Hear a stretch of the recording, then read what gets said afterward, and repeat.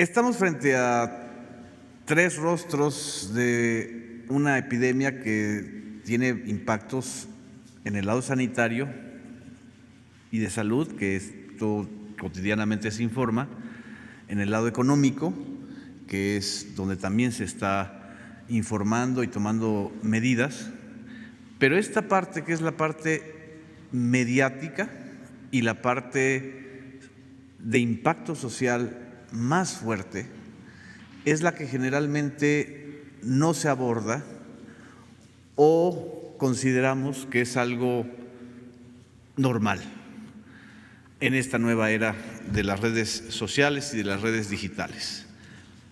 La infodemia es, aquí vamos a la definición, es un término que utiliza la propia Organización Mundial de la Salud para referirse a la sobreabundancia de información falsa, maliciosa o medias verdades sobre la pandemia y su rápida propagación a través de las personas y de los usuarios, de todos nosotros, de redes sociales, a través de Twitter, a través de Facebook, de las empresas de Facebook, como son especialmente WhatsApp, Instagram, de YouTube.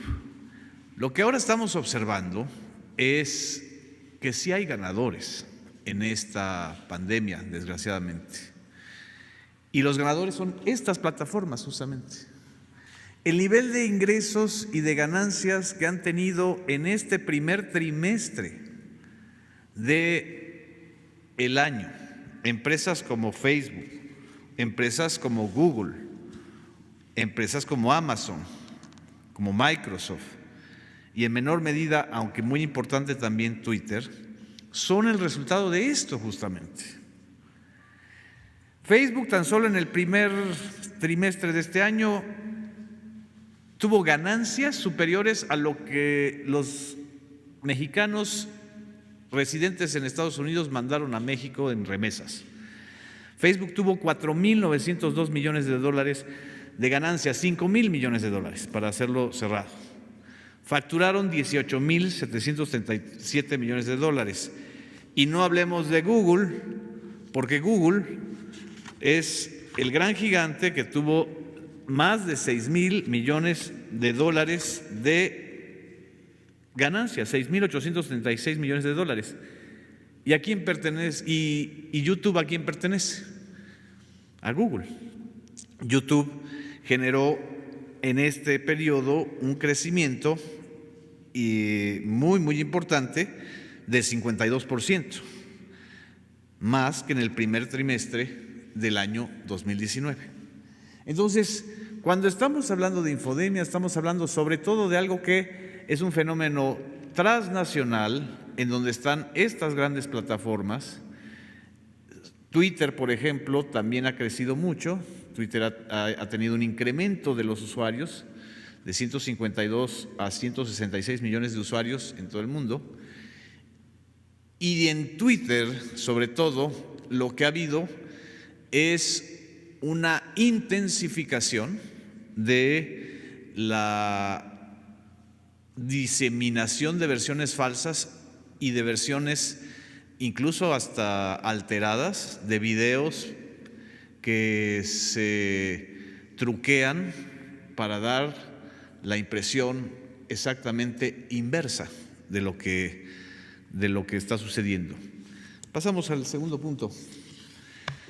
El objetivo de la infodemia no es solo un problema de contenidos falsos, exagerados o de medias verdades, que también nosotros como periodistas o como ciudadanos a veces las tomamos al pie juntillas y la usamos de base informativa.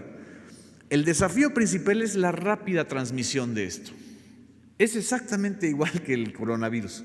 Tiene una alta tasa de transmisión y de proliferación porque la transmisión en las redes sociales tiene que ver con algo que es lo que yo creo que los ciudadanos debemos empezar a conocer, el poder del algoritmo. Así como en la televisión o en la radio, el nudo central del negocio es el rating, o en los medios impresos es el número de suscriptores o de ejemplares vendidos. En las redes sociales el tema es el algoritmo. Es la fórmula secreta que hace que a nosotros nos llegue determinado contenido en Twitter, en Facebook, en YouTube, y que tiene que ver con nuestros datos personales.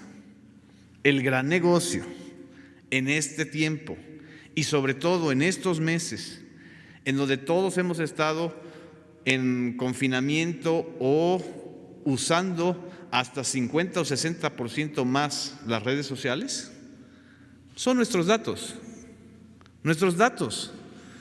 No solamente los datos personales, sino los datos que nosotros generamos cuando estamos usando estas redes sociales, ¿no? Ya sea nuestros miedos, nuestras angustias, nuestras preferencias, nuestras alegrías, pero sobre todo nuestros miedos. Entonces, este uso del algoritmo es lo que está también potenciando la infodemia, porque en el caso del Facebook es el número de interacciones, por ejemplo, o en el caso de Twitter es el número de interacciones más a quienes les das like o a quienes retuiteas o qué posición política tienes, ¿no? Pero en estos momentos la infodemia más delicada, más importante, es la que está ocurriendo a través de WhatsApp. La infodemia ha bajado un poco, no tanto, en Twitter, porque los promotores de noticias falsas están como medio acalambrados, ¿no? Algo sucedió que en la última semana como que se medio acalambraron. No sé si tenga algo que ver el tema de Genaro García Luna con eso. Pero en WhatsApp se ha intensificado a raíz de la tercera fase de la epidemia la circulación de audios y de videos alterados, truqueados, que tienen como objetivo generar desconfianza social, generar miedo, sobre todo en los sectores más populares, en los sectores que no tienen acceso luego a contrastar la información. Y así estamos escuchando el audio de una señora que dice que la Secretaría de Marina va a rociar el virus en las noches, que es un audio truqueado de 2017 y que le llega a las personas porque se hacen las cadenas, así cadenas de transmisión, exactamente como en el coronavirus. Se hacen las cadenas de transmisión a través del WhatsApp. ¿Qué es lo que hay que hacer? Cortar la cadena. Lo que hay que decirle a los ciudadanos es que no compartan ese tipo de audios, ni de videos, ni de mensajes, por más que se los haya mandado su comadre, su compadre, su amigo, su colega, porque eso lo que está generando es mucho más miedo y mucha más dependencia que el propio coronavirus. Vamos al tercer punto. Por eso es importante cortar esa cadena de mensajes, incluyendo también los mensajes exagerados o negativos en Twitter, porque la infodemia, es decir, la epidemia de noticias falsas o medias verdades, lo que genera son percepciones negativas, pánico, desconfianza social, vulnerabilidad y prejuicios que criminalizan a las personas que viven o atienden el coronavirus. Los ataques a las enfermeras, a los enfermeros, a los médicos, al personal sanitario, no es un asunto casual. Tiene que ver con la infodemia, tiene que ver con esta estrategia de criminalizar, señalar o alimentar los prejuicios para que la responsabilidad del coronavirus sea de un ente profesional o de alguien, ¿no? Esto es muy preocupante y por eso a la Organización Mundial de la Salud le ha preocupado tanto este asunto. Cuarto punto, también la infodemia lo que potencia son las teorías de la conspiración.